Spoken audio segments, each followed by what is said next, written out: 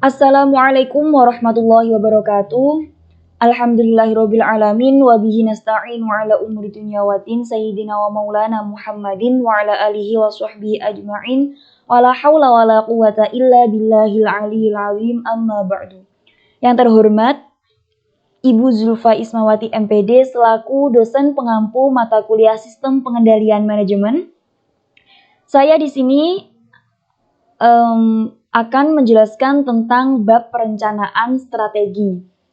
Sebelumnya saya akan memperkenalkan diri saya. Nama saya Lailatul Mutahharoh, NIM 12311113028, jurusan Manajemen Dakwah, Fakultas Usuluddin Adab dan Dakwah, Universitas Islam Negeri Sayyid Ali Rahmatullah Tulungagung.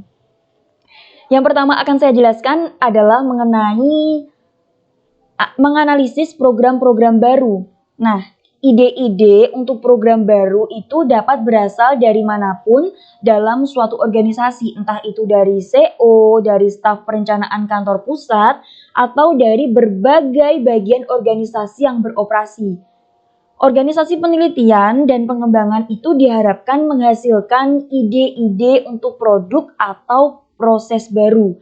Nah, sedangkan organisasi pemasaran diharapkan menghasilkan inovasi-inovasi produk dan organisasi teknik produksi diharapkan mampu menghasilkan peralatan dan metode produksi yang lebih baik.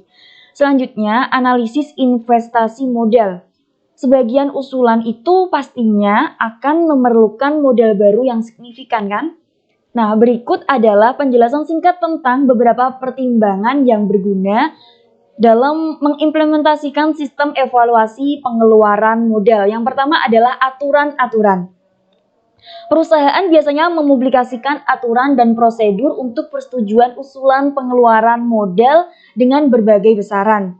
Usulan pengeluaran kecil dapat disetujui di tingkat manajer publik, bergantung pada total jumlah yang ditentukan dalam 1 tahun. Dan usulan yang lebih besar akan diteruskan ke manajer unit bisnis, lalu akan dinaikkan ke CO, dan dalam kasus usulan yang sangat penting akan dilarikan ke Dewan Direksi. Selanjutnya, yang kedua adalah menghindari manipulasi. Nah, ini adalah kasus yang sangat marak terjadi saat ini ya. Sebagian orang itu memilih untuk mencoba cara nekat dengan memanipulasi usulan menjadi semenarik mungkin agar disetujui. Dalam kondisi ini, maka haruslah diperhatikan reputasi dari pengusul proyek yang berupa analisis menggunakan angka dan memiliki catatan rekor yang unggul. Meskipun semua usulan yang muncul untuk disetujui umumnya memenuhi kriteria formal, namun untuk alasan ini tidak semuanya benar-benar menarik ya. Selanjutnya yang ketiga adalah model.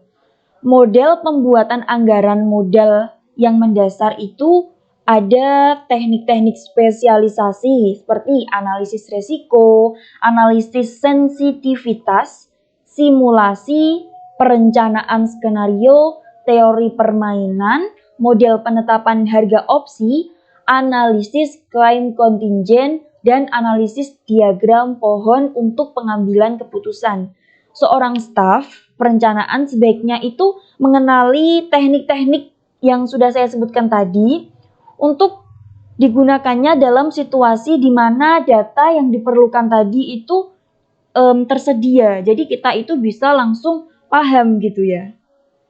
Nah, selanjutnya pengaturan untuk analisis. Untuk menganalisis usulan investasi itu tidak ada jadwalnya. Jadi asalkan orang-orangnya itu sudah berkumpul, sudah menjadi satu, mereka itu dapat memulai analisis secara langsung. Perencanaan pengumpulan modal, lalu di situ ada batasan waktu. Anggaran modal untuk tahun depan memiliki batasan waktu, biasanya itu sebelum awal dari tahun anggaran tersebut ya. Jika suatu usulan tidak memenuhi batas waktu, maka persetujuan formalnya dapat menunggu sampai tahun berikutnya, kecuali jika ada situasi yang tidak biasa. Anggaran modal berisi pengeluaran modal yang telah disetujui untuk tahun anggaran tersebut. Dan jika jumlah disetujui, rencana kas harus direvisi. Mungkin ada masalah dalam menandai tambahan jumlah tersebut. Selanjutnya saya akan menjelaskan tentang menganalisis program-program yang sedang berjalan. Di samping suatu perusahaan mengembangkan program-program baru, banyak juga perusahaan memiliki cara yang sistematis untuk menganalisis program-program yang sedang berjalan. Jadi program-program yang sudah berjalan itu dianalisis lagi agar kita tahu bagaimana cara meningkatkan kualitas produknya, kualitas konsumennya itu bagaimana. Nah, beberapa teknik analitis dalam membantu proses ini, bagian ini menggambarkan analisis rantai nilai dan perhitungan biaya berdasarkan aktivitas. Yang pertama adalah analisis rantai nilai. Rantai nilai untuk perusahaan manapun adalah sekelompok aktivitas yang menciptakan nilai dan saling berhubungan yang menjadi bagiannya dari memperoleh bahan baku dasar untuk pemasok komponen sampai membuat produk akhir dan mengantarkannya ke pelanggan akhir.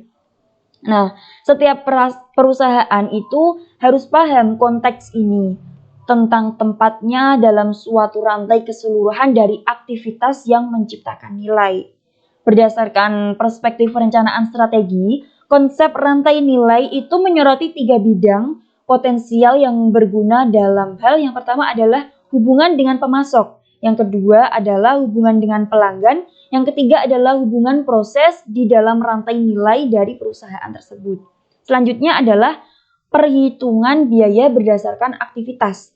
Pada saat ini, banyak sekali perusahaan mengumpulkan biaya yang terkait dengan bahan baku, misalnya transportasi dan penyimpanan, secara terpisah dari biaya produksi lainnya, dan mengumpulkan biaya produksi untuk departemen individual, mesin individual, atau sel individual yang terdiri dari kelompok mesin yang melakukan serangkaian operasi terkait atas suatu produk.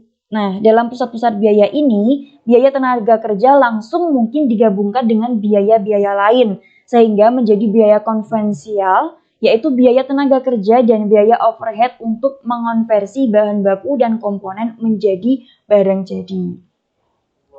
Sumber ini saya ambil dari buku Robert N. Anthony dan Vijay Govindarajan. Judulnya Sistem Pengendalian Manajemen edisi 12 jilid 2. Halaman 28-36. Kiranya cukup itu yang dapat saya sampaikan.